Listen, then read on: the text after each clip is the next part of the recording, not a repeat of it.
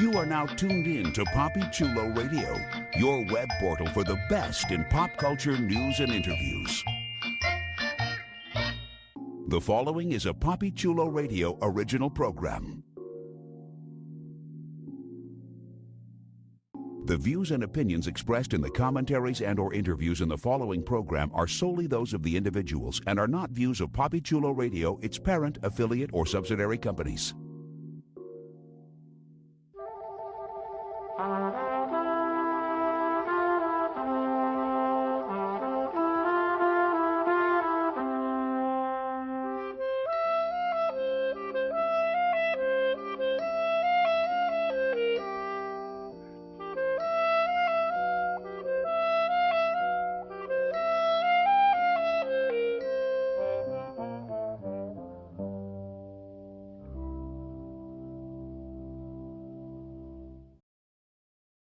Welcome to Summer Camp, Science Fiction / Double Feature, a celebration honoring the late night double feature picture show, a PoppyChuloRadio.com original series, Poppy Chulo Radio, pop culture on demand. I am your host and camp owner, Jeffrey Aruz. During this special edition of Summer Camp, we are going to discuss every film mentioned in the opening song of the Rocky Horror Picture Show. Please welcome my co-hosts who've been caught in a celluloid jam. Ticket taker, Deidre. I'm impatient with stupidity. Oh. And soda slinger, Osiris. Hello, everyone. I don't have a quote from this movie. It's okay. Batu Barada Nikto? I mean, you know what? Gort. Yes. Okay. That would be my line. Gort. Very nice. All right, it's time to fire up the film projector so that we can discuss 1951's The Day the Earth Stood Still. Here's the official synopsis of the film. An alien lands in Washington, D.C. and tells the people of Earth that they must live peacefully or be destroyed as a danger to other planets. Bum, bum, bum. Thank you. Yes. All right, so before I ask everybody the big question, as I usually do, so this is the first film that is referenced in the song Science Fiction Double Feature from the Rocky Horror Picture Show. To quote the line, Michael Rennie was ill the day the earth stood still, but he told us where we stand. So this is the first film that is referenced, which is why it's the first film we are doing. Shout out to Richard O'Brien for writing the music, the lyrics, the book of the Rocky Horror Show, which led to the Rocky Horror Picture Show. So now the big question. Have you ever seen 1951's The Day the Earth Stood Still? Deidre? Okay. No, I have never seen this movie. That's the first thing I would like to say. The second thing is that I did not know it was a sci-fi movie. That's the second thing I want to say. And the third thing I want to say, and I'm so happy Parker and Legionnaire and AC are not here because they would be laughing hysterically at my next words. I thought, not that I thought this was a remake, but I thought this was the movie that was remade by Madonna and Guy Ritchie, which I don't remember the name of. I thought this was that movie. So when I started watching this, Away? I couldn't, but for some reason I thought this was that movie. And I was like, no, I don't think she would have done anything like this. No. No. Oh, this looks way too interesting to be like something Madonna would do. So Oh, my Lord. I did not know, but I honestly and truly thought this was that movie that they remade. Shout out to Madge. No shout out to Madge. Oh, okay. No. All right. No. Well, that was interesting. I appreciate that, Deidre. Yeah. Mhm. It was Yeah. illuminating. That is me, Poppy. I am nothing but honest, okay? To a T. Yeah, and I know it brings laughter, so I'm happy the Giggle Squad is not here tonight. So, Yes. Well, they're with Dr. Giggles. Yeah. yes. Yes. And, you know, it was definitely funny it was definitely funny to hear it because it was like, dang, you just called out all the other coworkers that just make fun of you all the time. Because we know Legionnaire wouldn't Parker have laughed. this moment. Yes, he would You know, he have. would have side-eyed. He would not have laughed. He would have laughed. He would have side-eyed. He would have sighed, and he would have he would have He would have laughed. chuckled. I think he would He have would have chuckled. said, I think he would have said, I think Parker would have cackled. Parker would still be laughing. Yeah. Yes. And still probably making fun of you. Yeah. Yes. So we'll have to tell him about it in 2 weeks. Osiris, Yes. talk to me about this. 1951's The Day the Earth Stood Still. Have you ever seen it before? I've never seen it before. However, I have definitely heard of it. I've heard it. I heard the reference in Rocky Horror. Didn't realize that that's what it was. I have a lot of science fiction friends, and they definitely mentioned it, referenced this movie. Yeah. That's about it. Yes. I Okay. heard a lot about it. And I've seen it before. It's been ages, but I remember seeing it. I remember seeing it in my teenage years, and I could swear that we saw this like in high school as well. I don't know why we Really? saw it. It might have been just like a movie day or something, but I could swear that I saw it in school too. And like having already seen it, being like, oh, okay, that's cool. I can definitely see this as a high school movie to watch. Yes, especially in the 90s. I agree. Okay, so let's talk about this. I mean, it is a classic when it comes to sci-fi. I feel like it still stands the test of time as well. But let's start off by talking about our friend Klaatu, played by Michael Rennie. What I'm do we not going think of him? nerves. What do we think of Klaatu? He was definitely getting on my nerves at some point in time. Oh, he didn't really get on my nerves, but he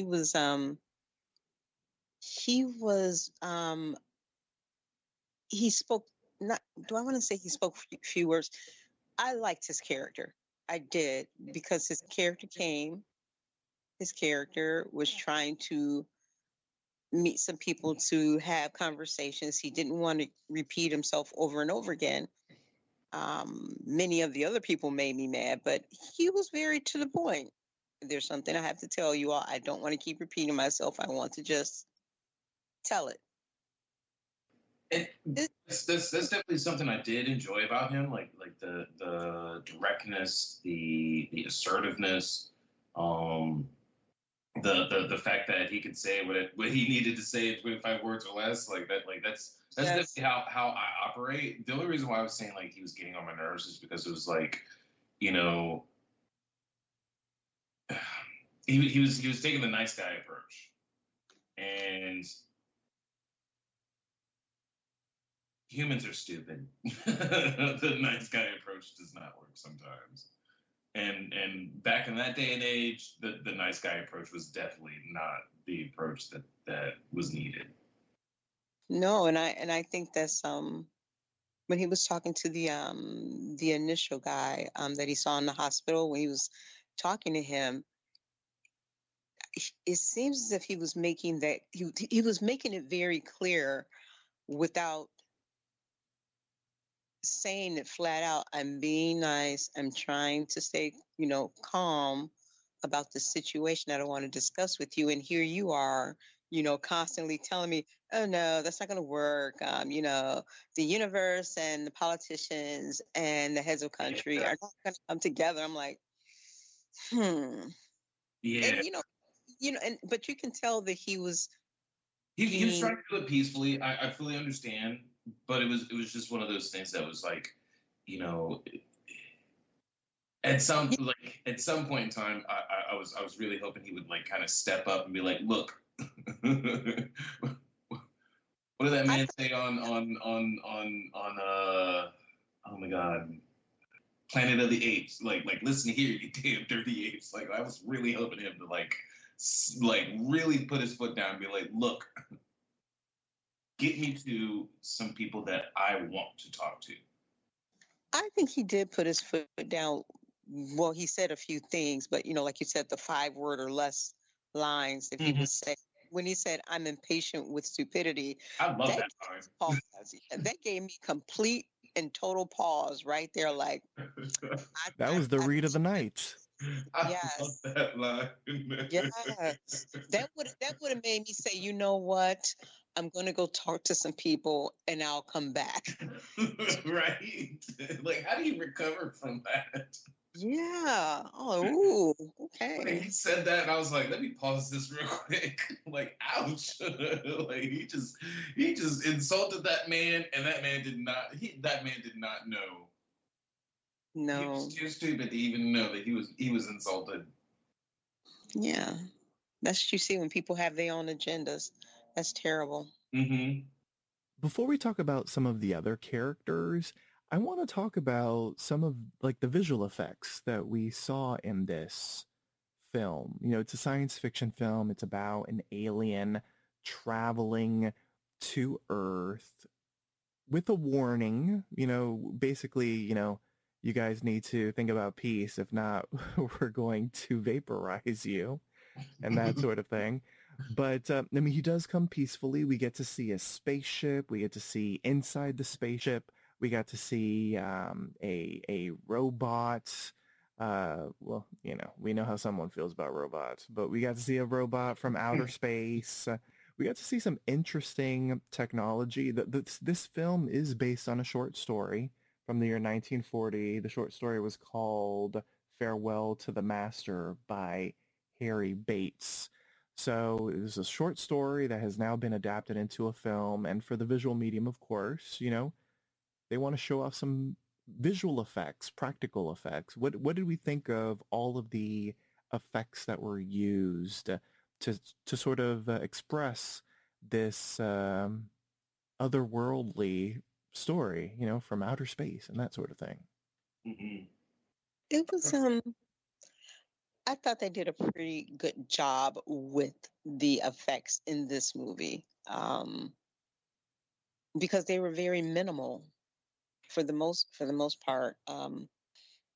It wasn't like, a Godzilla movie, where it's some overkill, but I think it was effective. It especially for the times, like they couldn't even put color on film at that time. So like, just to try and have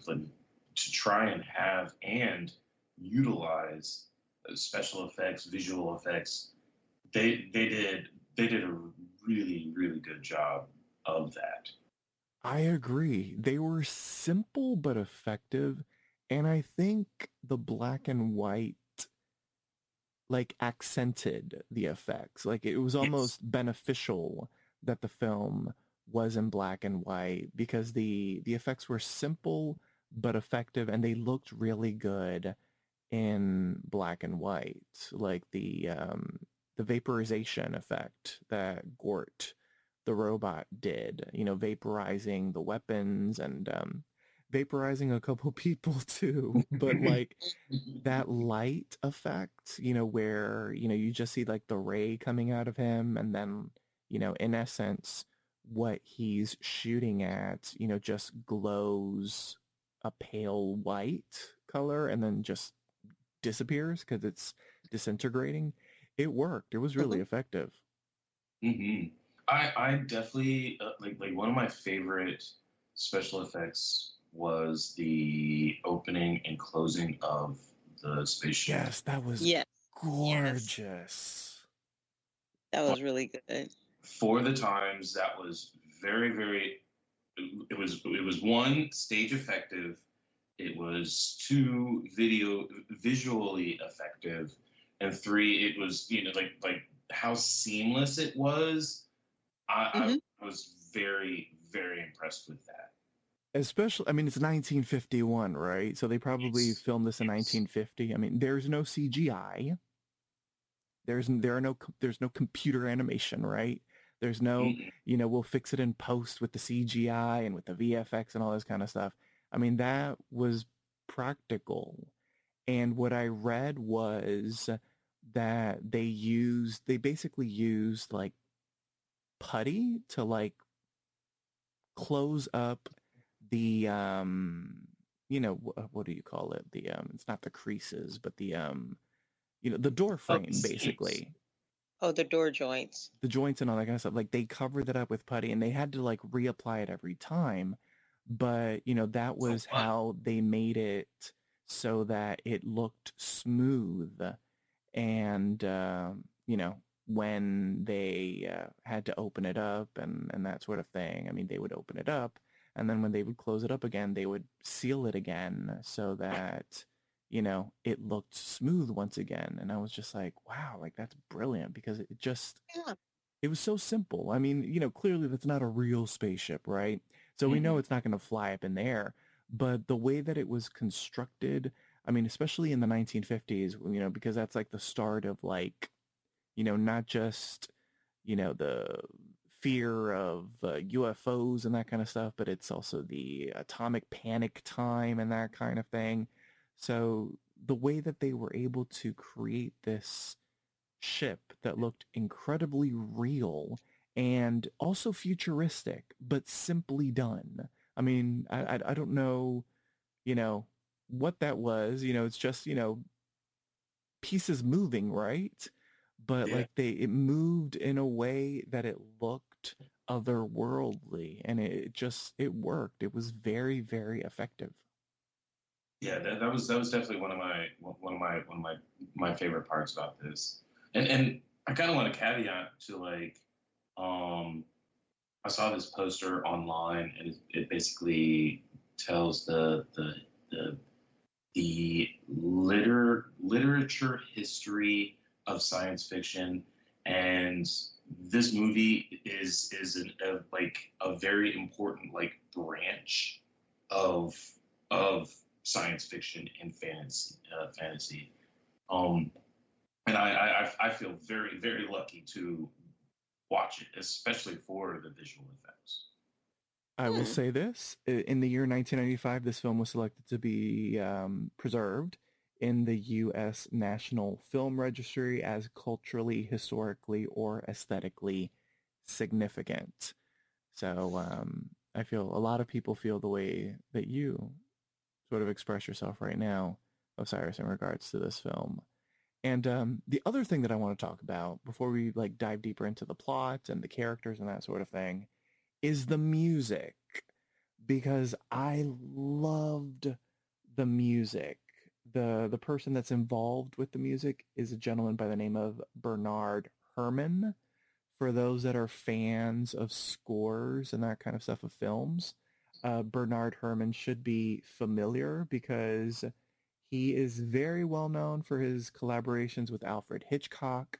So movies like Psycho, The Birds, North by Northwest, Vertigo, etc., etc. Those all had music scores that were composed by Bernard Herrmann. That's pretty interesting. I didn't really, I wasn't too aware of the music, honestly. Really, I loved it because I love the theremin. Like, I feel like the theremin is really iconic with sci-fi, and so hearing all the theremin in the background, I liked it. It was good. I, Well, I, I don't know what that is. I don't know what that is. It's the like that when you hear those noises. That's usually a Oh, theremin. it, oh. it wasn't that the music wasn't significant. It was more of the music did its part to set the tone, set the theme. It's just it didn't really stand out. The music, the music for certain things, like he was saying for Alfred Hitchcock and for this one too, um, when music is put to certain movie soundtracks and in a wonderful way, it moves the scene without there being words. So, like when a good example is the kid following the guy, I forgot his name already, following him to where the spacecraft Carpenter. is. Right, Carpenter, following Carpenter, which is something he got off the suit tag, following Carpenter to where the spaceship was, and watching the big alien kill the two guards or shoot the lighted two guards, and you don't No, no, see no, no, them no. go. I think he just knocked them out. That's my hope. No, But no, but he but probably did kill them. but what I'm saying is that you don't see a certain part of it. The camera is on a kid, and then the music comes in, and the way the music comes in, you know that something has just happened. It's just so Yeah. sudden the way it comes, and so you don't get to see what happens. You just see what happens after, but the kid sees it, and so the music lets you know something, very serious has just occurred. So I like I like music that can, move a scene like that or startle you like that or make you understand something has just occurred and Yeah, it's a small thing. it was definitely effective for the story, but it wasn't like like I was it wasn't like listening for a bop of the night. No, no, very subtle. Yeah, it was the music was very effective, like exactly what Deidre said, like that whole scene. There was no dialogue, but we had background sounds and the music to kind of progress the story, and that is one of the things I liked about the music. It's just like I can't be like, oh, I like song number 3, like No, it Well, was no, the I mean, it's not a soundtrack. It's the music yeah score. yeah. yeah, it moves the scene. It moves the Yes. scene, which is wonderful. Now, we talked about Michael Rennie as our lead character, Klaatu, aka Carpenter, the name that he takes when he goes undercover, in essence, or in hiding is probably the better word. There was someone else, a big name from that era, that actually was very interested in playing that character. Now, the reason that they went with Michael Rennie is because he was sort of generally unknown to American audiences. He's a British actor. And so they felt, the people in charge, that he would be readily accepted as an alien more than a recognizable star. So, Oh, thinking was of the kind of era, thinking of the, the 40s and the I know who it is. 50s, Go ahead, go ahead. Yeah, yeah, yeah, yeah. do you know who it is, Deidre? I think I do. I'm giddy to say it. Okay, say it. Was it Vincent Price? No, but that's good. Oh, That's a damn. good Oh, guess. No, it's appropriate for the era. That's a good guess. I don't know if Osiris knows the era of filmmaking, so I don't know if you have a guess. No, Okay, I'll take that as a no. Madonna? Spencer Tracy. oh no. Oh, okay. No, I can't see him in that role. Well, You know, clearly they because couldn't either, so that's why they did not go with him. yeah, They made no. the right choice, right, it, Deidre? it's good that he was enthusiastic to want to be there. Like, Yes. No, his eyes smile too much. Oh, No. okay. And another interesting fact about the casting. So the gentleman that ends up playing Gort was not an actor when he was cast. The gentleman's name is Locke Martin, and he was the doorman at Grauman's Chinese Theater. Shut up. Yes. And he ended up being selected because of his height. He is Hmm. nearly 7 feet tall. Wow. And so they wanted someone imposing, as Gort. And apparently I read that, unfortunately for the man, he is not a physically strong man, even though he's tall. I mean, all he has is the height. So he was not a physically strong man. So they had to actually, like when he was carrying Patricia Neal, and even when he was carrying Michael Rennie, like sometimes it was a dummy, and sometimes it was really the person, but when it was really the person, like they put them on wires and stuff to like help. Yeah, I saw the wires. Oh, Yeah. Yeah, so I definitely saw those wires. I was like, ooh, but I was like, you know what? It's it is 1951. 1950s. There's Shit. no post and that sort of thing. Yeah. So yeah, so apparently, he was not physically strong, so he needed help in care in helping. He needed help in showing that Gort is carrying, the humans, and then also apparently the suit was very heavy, I can and believe it. he could only Yeah. stay in it for about half an hour at a time because it was a lot, which makes sense. I mean, the types of materials and that sort of stuff that's available in the 50s versus today and that sort of thing. I mean, even some costumes and films are heavy today as well, but I don't even think styrofoam was invented back then. we don't have Oh, Legionnaire here to check. cups. I think they had paper cups back then. Well, I mean, like just the substance of styrofoam, because like in some movies, they'll like someone's holding a rock, but it's a giant styrofoam rock. It's Oh no, I think back then they had paper mache. oh Paper mache everything back then. I could be wrong though. no, I mean like that the like paper mache is definitely one of the older styles of art making. What Gort's I you know what I'm actually curious on what Gort's costume was made of. We will have to look into that. But Deidre, can we give a shout out to Aunt B from That's the little Andy Griffith Show? Oh, Aunt B. Oh yes. I saw her playing cards. I'm like, wait a minute, lady. Yes. This is not Mayberry. Oh my This was not goodness. Mayberry. I This mean, is it's not- Washington D.C., but it's close. Well, that's what she was gambling. They let her out the house. See what happens when you let them out the old neighborhood and everything. You let them get out them small towns. They show their truths. Yes. Aunt B was a gambler. She was. That was so Mhm. surprising. That was hilarious. Okay, so let's get into the co-leads to Michael Rennie. Patricia Neal as Helen Benson and Billy Gray as Bobby Benson, her son, who both of them end up befriending Klaatu as he is undercover in hiding as Carpenter. And like they end up becoming friends. There's a little bit of a kinship there. Now, I did read that originally in the original script, there was a little bit more of a romantic type of thing between him and Miss Benson, but that we didn't really get that in the finalized film version. But there was a friendship there. It was a something. It was. I liked the way it went. I really did.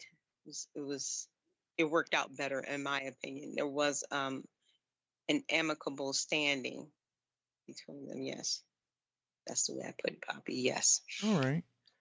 Osiris, what about you? What did you think of Helen? What did you think of Bobby? Helen and Bobby, that was a really good dynamic for Carpenter. Yes, for Carpenter and Klaatu to experience the world. When that man brought out those diamonds, I was like, "That's trouble. That's gonna be trouble." Oh no, the best line was like, "Oh, do you have any money, Bobby? We'll go to the movies." And he's like, "Well, I have $2." And do you got money? He's like, "Well, I have these." And so he's like, "Why don't I give you 2 of these and you'll give me the $2?" And and then he says the line. He was like, "Please don't tell my mom." And he's like, "Why?" "Because my mom doesn't like me stealing from people."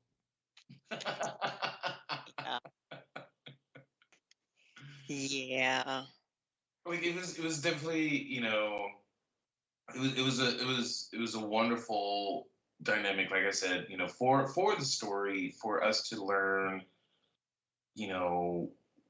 from Klaatu's perspective, that little bit of the world. I mean, yeah, he's seeing Washington D.C., which I think is a good slice of American life. There's definitely enough culturally here in DC. I of course live in DC, so like for them to travel around very significant places in DC for Klaatu to learn why humans are stupid, why we love violence, why we need to be taught this lesson.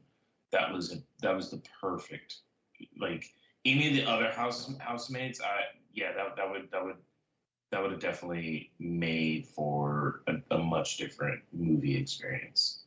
Yeah, and I think both of the characters, Bobby and sort of like his precocious innocence, and Helen as well, I think both of them helped Klaatu sort of like understand the human experience in a better way than what he had experienced up to that point, right? Because, I Yeah. mean, he stepped out of his spaceship and he brings a gift. I mean, unfortunately for him, it looks like a weapon, and he ends up getting shot, right? Oh, that poor gift, because the gift was shot too, right? And so it's like broken. And he's like, "Oh, this would have helped your president like understand the galaxy." And I'm like, "Ooh, sucks for y'all, I guess." And You and fucked it up. yes, and so he has to, in essence, escape the hospital where he was being treated. Although, did he really need to get treated? Because apparently, he healed incredibly fast, and he's also old. He is, or maybe middle aged is would be the right term for his race. Because they lived to, I believe they said 130, and he was like in his 70s. So he healed really fast. He realized that he's being imprisoned in the hospital. He has to escape. He hides out, pretending to be human, and then the first humans he meets at the boarding house, I mean, there's the UFO panic, the alien has escaped. And so Yeah. they're freaking out.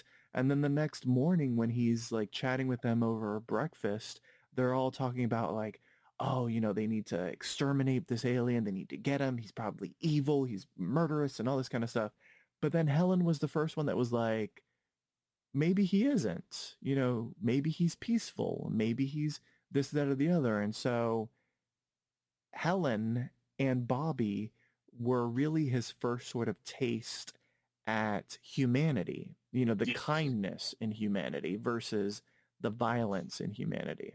yeah, the absolute potential that like basically the potential that he was seeking when he landed on the planet. Like his goal was to be like, hey, y'all are heading in a direction that the rest of us, space goers, are not liking. We need y'all to understand the direction y'all are heading and make a choice. And Yeah. those two people were definitely the perfect people for Klaatu to understand. Like like whenever Klaatu took Bobby to go see the spaceship, and Klaatu is explaining certain things, and that one little hillbilly was like, "Oh yeah, just keep filling the boy's head with lies," and I was just like, "Yeah, like that," and it like here in 2024, like that type of person is still here, still on the planet, very, very, Yes. very, very resistant to understanding things outside of their understanding. Yeah. Outside of their comfort zone Hmm. or willingness to learn more in life. Yes. Mm-hmm. Or even be open to new ideas. Yeah. Very Deidre, I want to get true. your take on that as well, because what Osiris is sort of touching on is basically the themes of the film. This is a film in the 1950s, right? And it feels weirdly relevant in the year 2024, right? Where, violence is at an all-time high. There are so many guns in this country. There are wars going on right now. and that sort of thing. There is a rise in political violence, violence against people because of their race, their religion, and the message of Klaatu that he brought down to Earth. I mean, it is still relevant to this day, and in a very in a sad kind of way, right? Yeah. Well, yeah, it's very true, and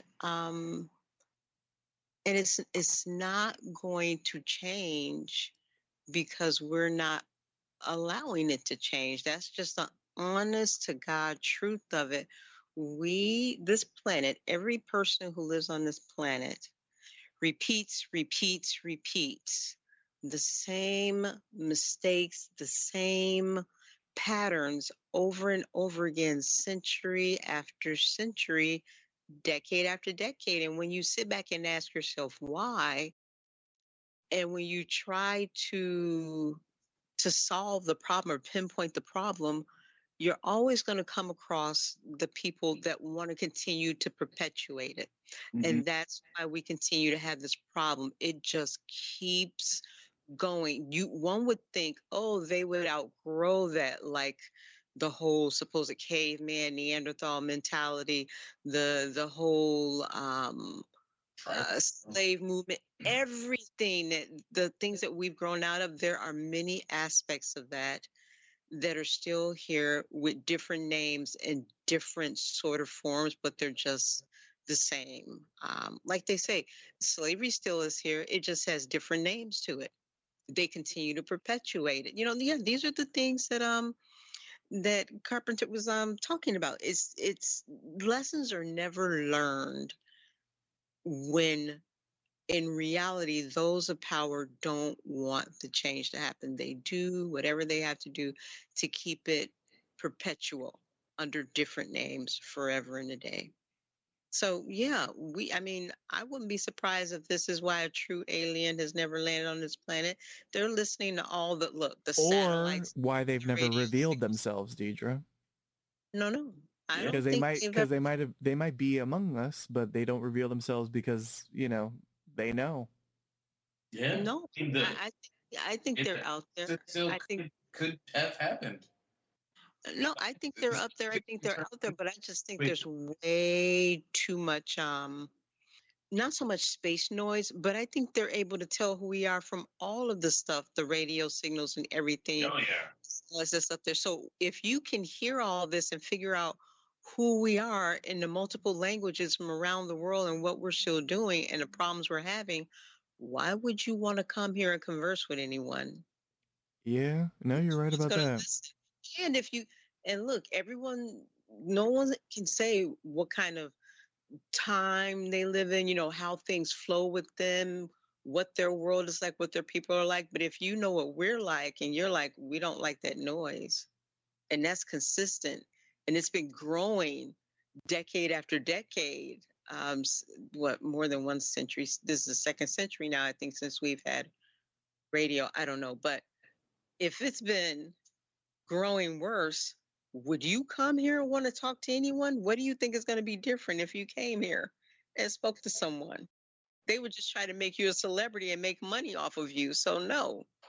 Let's talk about a character that I loved, because what we're talking about and what Deidre referenced and what Osiris referenced, in essence, is the fact that Klaatu came down with a message, and nobody in power wanted to listen to him. So he had to find someone that would, and that person is Professor Barnhart. And Yeah. he ended up catching the professor's attention when Klaatu ended up solving the three-body problem. And so then they actually had a conversation. He revealed himself to be an alien. The professor was receptive. He had a billion questions. And he was like, I am here with a warning, but I need to speak, with the world. And clearly world leaders aren't interested. Can you set something up? And he had referenced that he was already going to be collecting the world's greatest minds in science. And so Klaatu was going to meet with them to share, the message that he brought. I love the professor. I thought it was just a really good character. A brilliant person with a sensible head, and I really enjoyed what he sort of that he sort of represented leadership that would actually listen to Klaatu versus the people in power that had zero interest in listening to this alien and were very hostile towards the alien. Yeah, I like the professor too. The professor was a very cool character. He did not have a problem at all. He did not, bureaucracy was not on his mind. Finding out information scientifically and otherworldly was all that was on his mind. Learning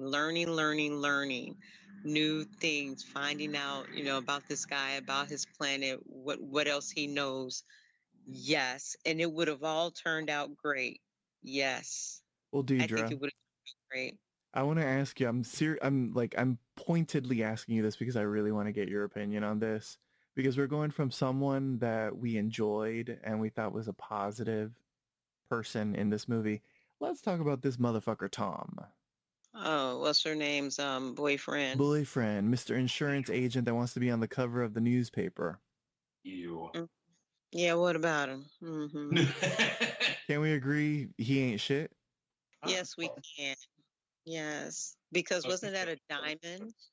Well, it was a diamond, and he went to go research it. Because, okay, here's the thing that pissed me off. This is the beginning of the thing that pissed me off. Okay, so Bobby ends up following Klaatu to the spaceship and sees a whole bunch of stuff. Basically realizes that Carpenter is an alien. And so Bobby waited up, because his mom was going on a date with Tom Stevens. And so he shares with her what he saw. And she's like, oh, come on. Like, that was a nightmare. It's fine. You're a kid. Like, you ate too many, cookies and it gave you an upset stomach and you had a nightmare. Like, it's okay. And so she's like, oh, go upstairs and call Mr. Carpenter and we'll settle this thing. So Tom goes upstairs. He knocks on the door. Then he enters the room and because this is like a boarding house, right? And so he sees that Carpenter isn't there. And then all of a sudden he decides to do a little B&E, breaking and entering, because he steals from Carpenter. He sees a diamond on the floor and then he gets suspicious. And so he brings it out, he's like, I found a diamond. And I'm like, that isn't your property. Why are you taking from that man? And then that leads to the conversation where Bobby's like, oh, he gave me some diamonds. And do you think he's a diamond smuggler? Whatever. So when Tom goes to get the diamond appraised, all of the jewelers, they're like, I've never seen a diamond like this before in my life, which leads Tom to believe that Carpenter must be the alien. And so when Helen finds out the truth, Carpenter, ends up talking to her and expresses everything about why he's there, even more than he told the professor. She goes to tell Tom, and no matter what, he's like, I don't really care because I'm a man in the 1950s, which means I'm a misogynist and I'm not going to listen to what a woman says. And so he's like, I'm calling the Pentagon and I'm letting them know, basically.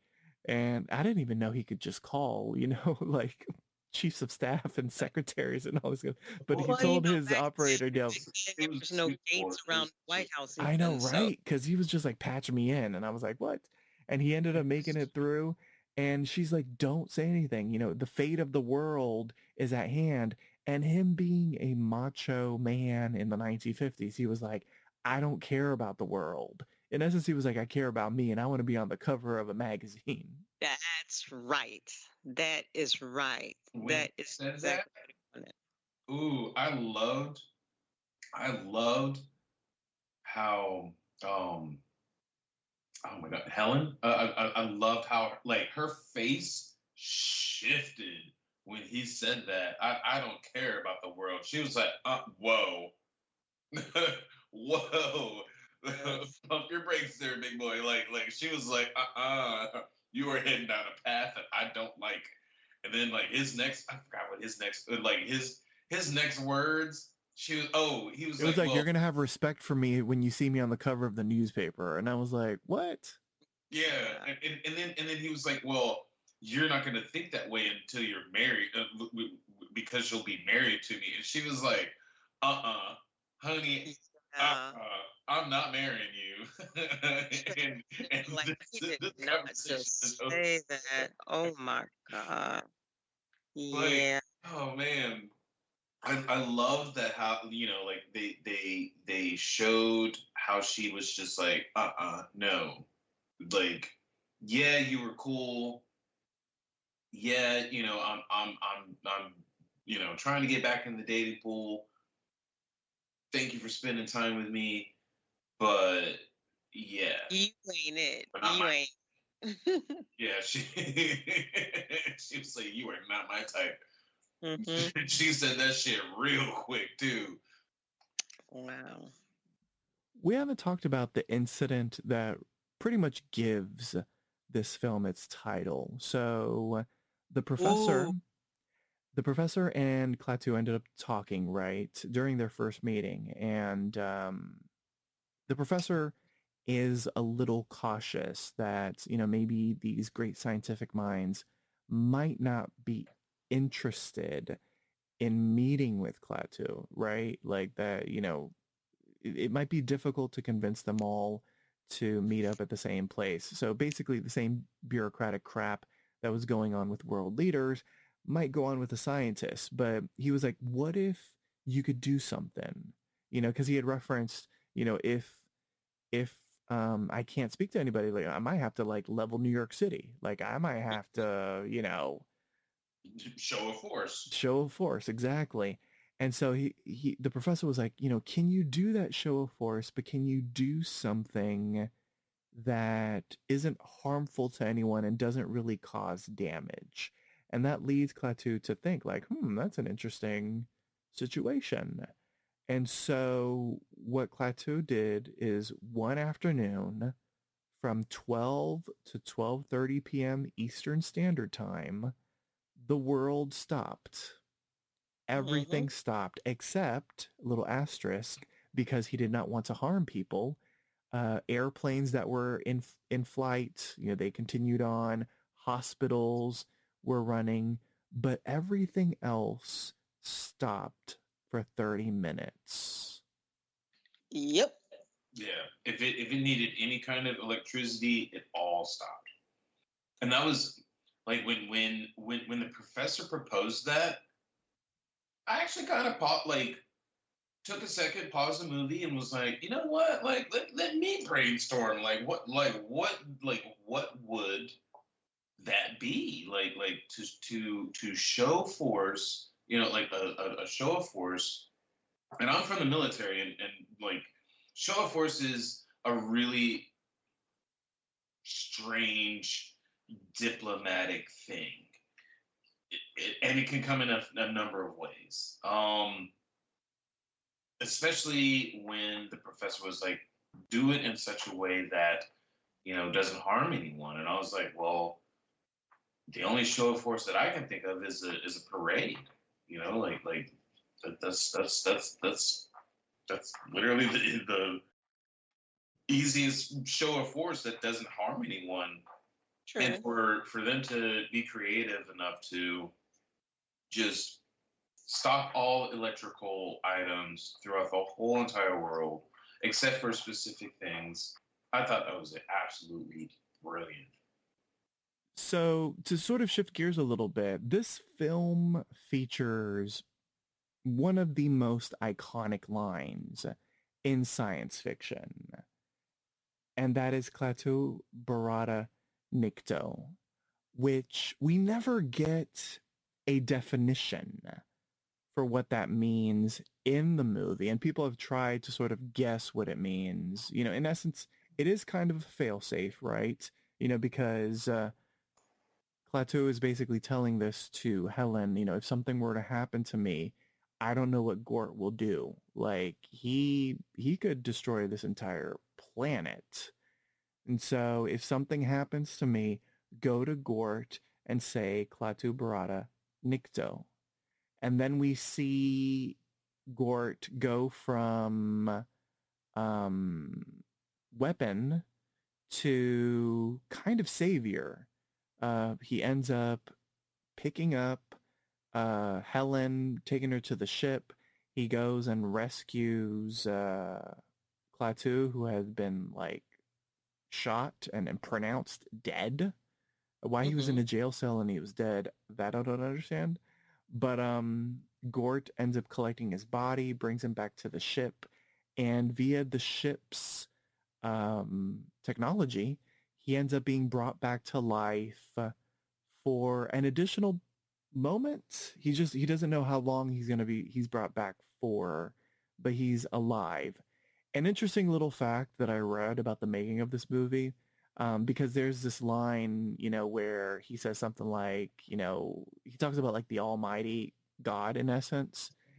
And one of the reasons, because that line did not exist in the movie, one of the reasons it had to be added into the movie is because of, standards and practices and that sort of thing of the era, the censors and that sort of thing.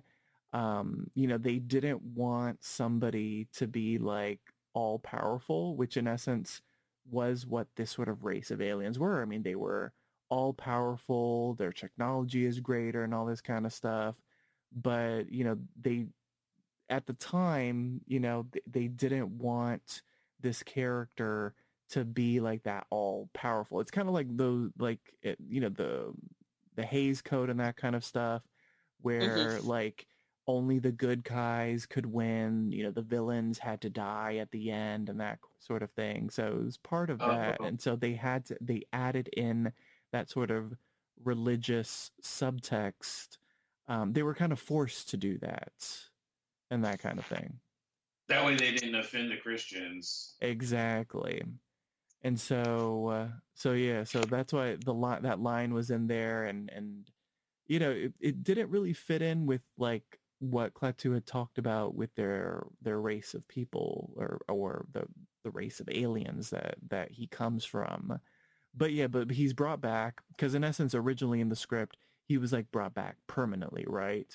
And so then they had to add in that line to make it seem like, oh, I'm here for a moment, but I don't know how long, and that kind of thing. He does end up giving his speech and basically warns the humans, right? You need to calm down because if not, we've got these robots and they're kind of like our space police, and if y'all fuck shit up and try to explore the universe, we might have to cool your jets, basically, is what he said in a Yeah. nicer way than how he said it. And then he takes off, and that's the end of the movie. So it's like everyone is left gagged by the threat, which I thought was pretty awesome, to be quite honest. For those out there that are curious, because we are told how far away his planet is, his planet would be in between, what is it that I read? It's like Mars and Jupiter. So it's within our solar system, right? So let's talk about this. Let's talk about the big climax of the movie. And also, what did you think of the phrase "Klaatu Barada Nikto"? Like, did you think it was like a failsafe? Did you think it was just a way to sort of tame Gort from like going ham and destroying Earth? I don't know what I thought it was. I just didn't know. I thought it was something in their language, and I was like, "Isn't it Latin?" But I don't know. I didn't have thought of what it actually meant. I don't know. I don't know. I heard it. I was definitely rooting for Helen to say it. Like I was like she decided to scream first, and I was like, no, that's not what you're supposed to And be. she fell. But when she did that shit, I was like, typical fucking woman in the 1950s in these damn movies. Like, they're always I was screaming like, and falling. I was like, you know what? This is really scary, but you need to say the words. Yes, because she was about to get vaporized. she was like, and that would have been one hell of a plot twist. Like, what, like Right. if she what if she was not able to say the words? Um, I think like because it's a robot, I think it was just not so much a, like part fail safe, but also a kind of control alt delete kind of situation. Mm-hmm. Like, hey, yes, you are definitely programmed to take on planets who are aggressive. However, if any one of these, and this is the failsafe kind of aspect, if any one of these creatures say these words, we can give them a second chance. Oh, I like that. I don't know. Deidre doesn't like it, but I like it.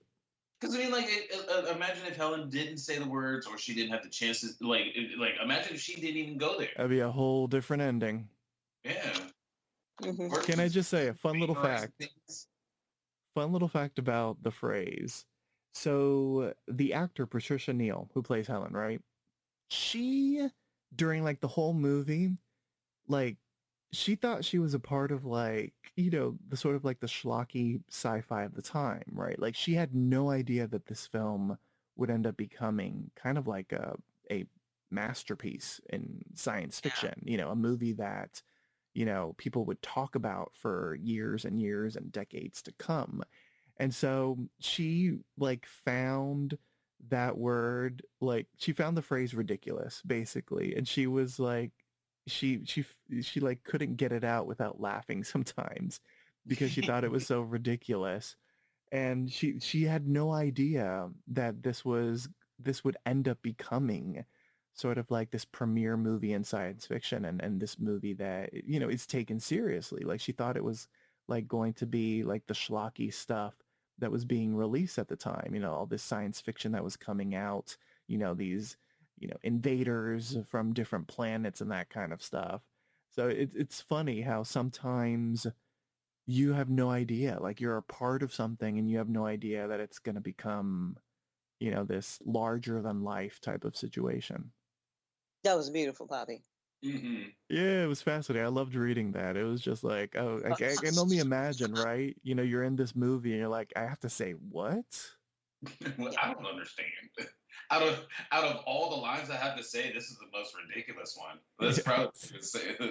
Like she had some pretty solid lines. She had some very, very, very solid dialogue that she had to, and like I said earlier, when she was having that talk with Tom, like she had some very, very kick-ass facial expressions, body language, like you could feel what she was thinking just by how she was, she would stand, her facial expressions. I thought she was doing good. So I can definitely imagine, like, I don't understand this line. Like, what?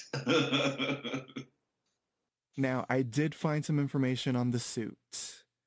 So I feel like both of you are going to be really excited to learn this. So there were 3 different versions of the Gort suit. It was made of foam.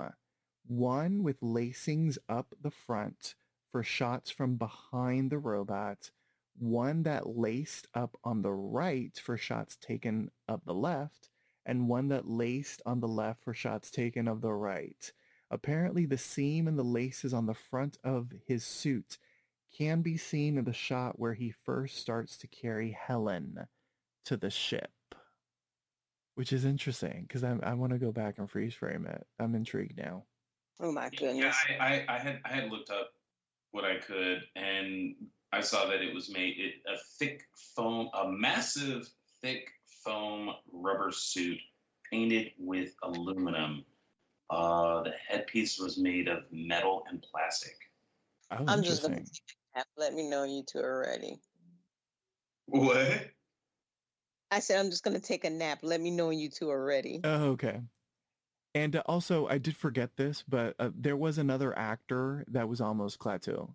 So it was Spencer Tracy and Claude Rains, aka the Invisible Man. Oh, it's another sci-fi mainstay. Yes. Okay, so I feel like we've covered everything. Was there anything that I missed before we hand out some awards? I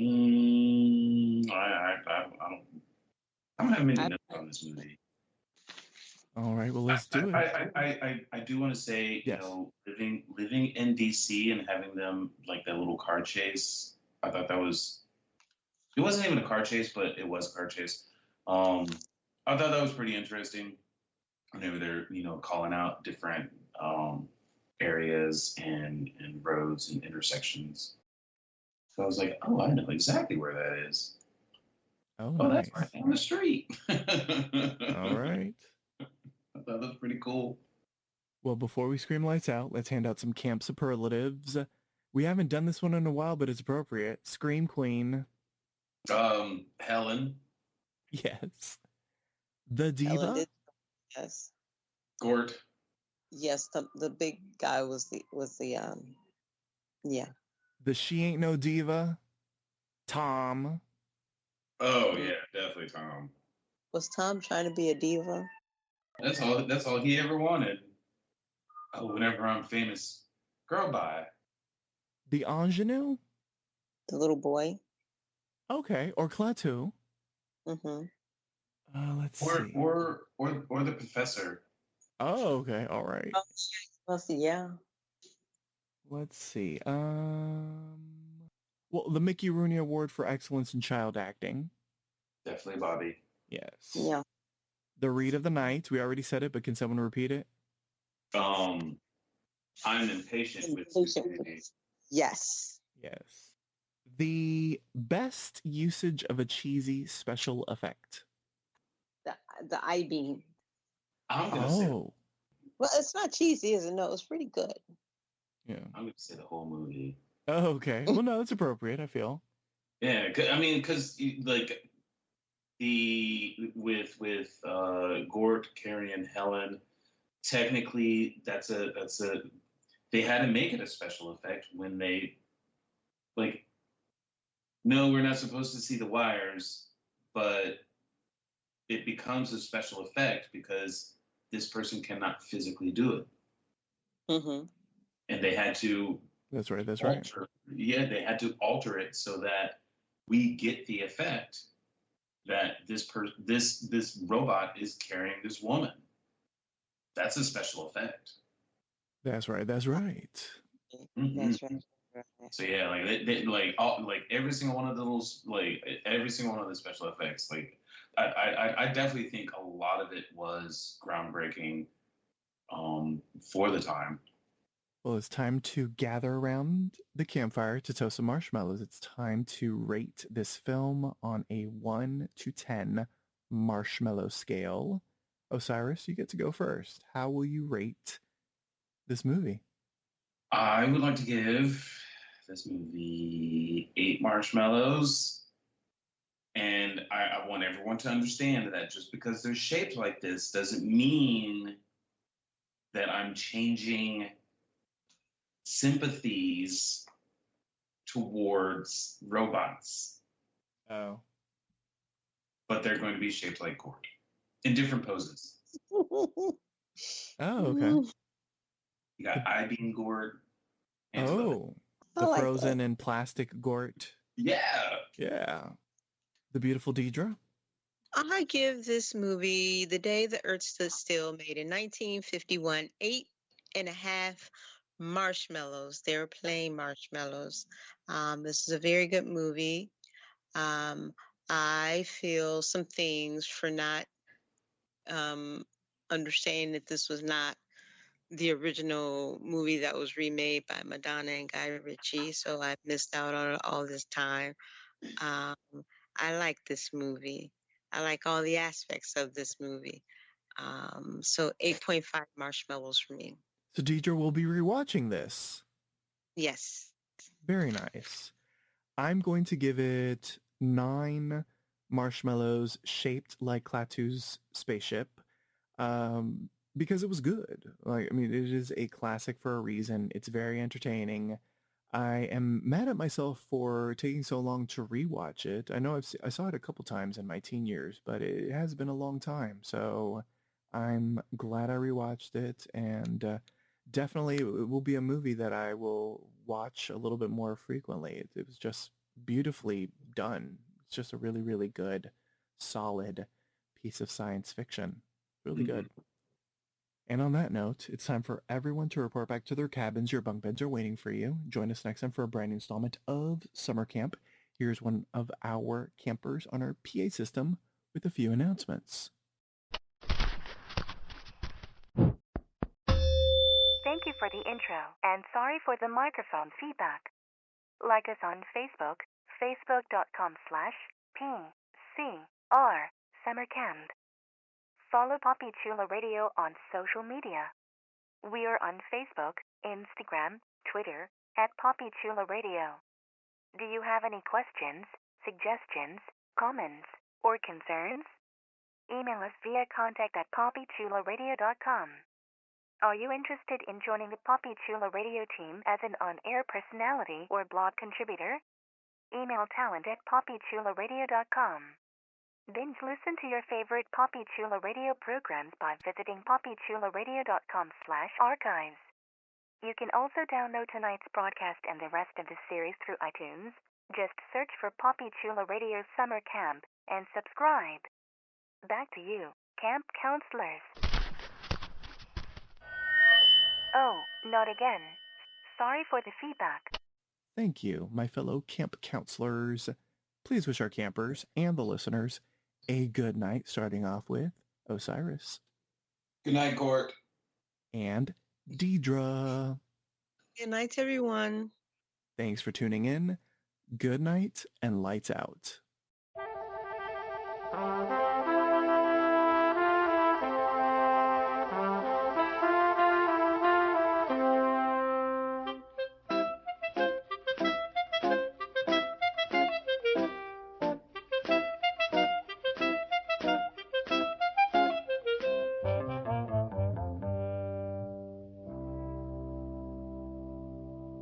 Deidre, any What? thoughts? I gave my thoughts. Oh, okay, good. All right.